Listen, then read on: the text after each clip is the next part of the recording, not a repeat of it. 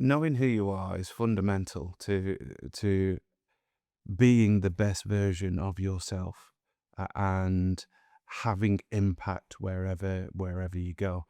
If you don't know who you are, then you're searching or looking to fit, and you don't know what shape the hole is that you fit in. Mm. You're looking to deliver with an ill or uninformed perspective of what your own strengths are Mm. and where you need support, where you need to lean on someone else's expertise, experience, etc. You're looking for relationships with an ideological version of what that relationship should be, rather than understanding what my relationship Mm. should be. Mm. And I've seen that play out through the entirety of my life. Clarke Carlisle, right up until 36, 37 years of age, was in love with the idea of being in love. So when I met a girl, a woman, whatever it was, I immediately wanted to be in love with that person, Wow. whether I was or not. Uh, you, we will go into that. We will go into that. In doing so, I tried to win and earn the love from the other person by giving everything of myself. And that's destined to fail. It's destined to fail because it's not an authentic connection. I don't know if I genuinely want to love that person. It's the notion of being in love that I'm striving for, and my metrics on whether that's the right relationship, they're a million miles off the mark. Mm. Compounded by the elite athlete mentality, which again we'll come to later, where if something's not perfect, if something is sullied, then it's finished, it's done, that's it, that's rubbish, it's on to the next one. So it's almost like a throwaway single serving mindset that I brought into those things. Now I've gone on at a tangent there.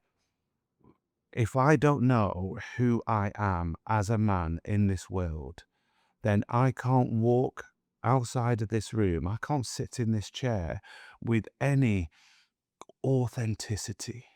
Mm. I can't be me because I don't know what me is. So I'm going to navigate this conversation trying to present a version of me that I think is going to fit with what you think I am. Yeah. Your background being a professional footballer, you've been through so much, and I know we're going to go into that. But the question I've been toying with a lot is, we both work in the men's mental health space. We know how important it is for men to heal, to grow, to empower themselves. But I struggle sometimes to answer the question when someone says, okay, Naroop, what are the steps I need to take to find myself? I struggle because I can only look back at my experiences, but then it's not that person's experiences.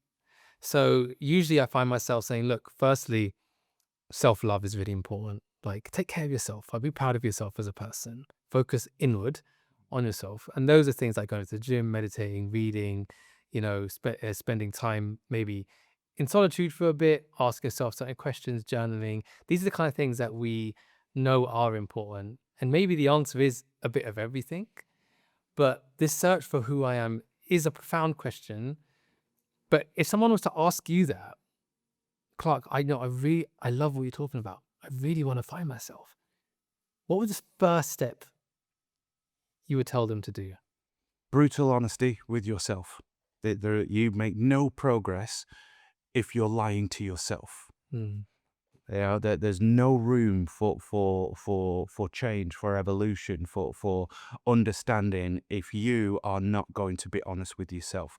What you've just spoken about there, Naroop, is, a large part of what you said there, that's not finding yourself. Mm. A large part of what you said there are actions, activities to build self-worth.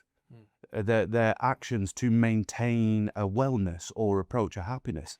That's not finding who you are. Mm. To find who I am, I have got to go right down to basics and break down my motivations and my desires. Mm. That's what I have to understand. And if I'm not honest about that, then I might as well stop looking. Mm. So I think the simplest way to start that process, and journaling can support in this, it is it is understanding the difference between need and want. Mm. We're propelled into so many actions in life, and it's like, I need this, I need to do this, I need to do that. When you boil it down, there are very few things that we need to do, Mm. especially as humans: breathe, eat, all that stuff.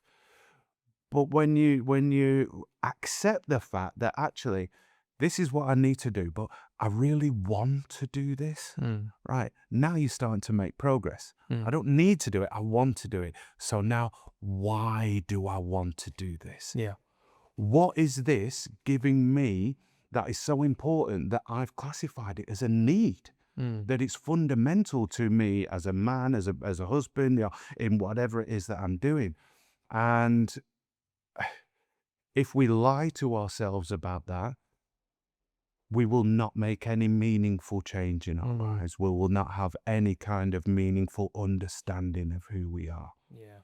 If we're honest about that, then we can start to break down what it is that actions, relationships, interactions, job profiles, everything that we do, we can understand what it is that it's giving us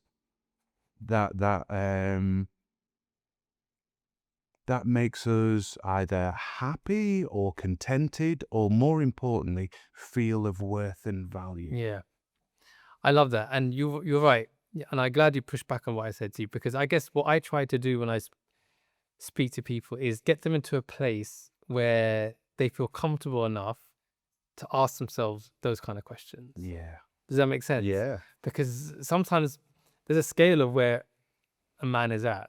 And sometimes to get them to the point where they can actually be honest with themselves, they've got to move up to the scale where they can prime themselves for the answer Mm. that they may hear.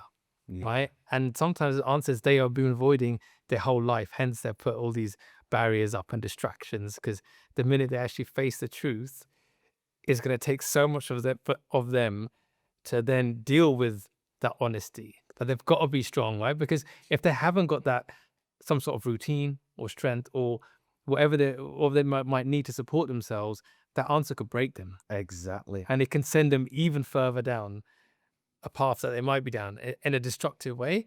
And so I think having enough of a foundation of stability, of self-worth, of wellness and healing, they've done a level of healing, then to find the answer that they've been looking for, then they can build upon that, and then this new life can flow.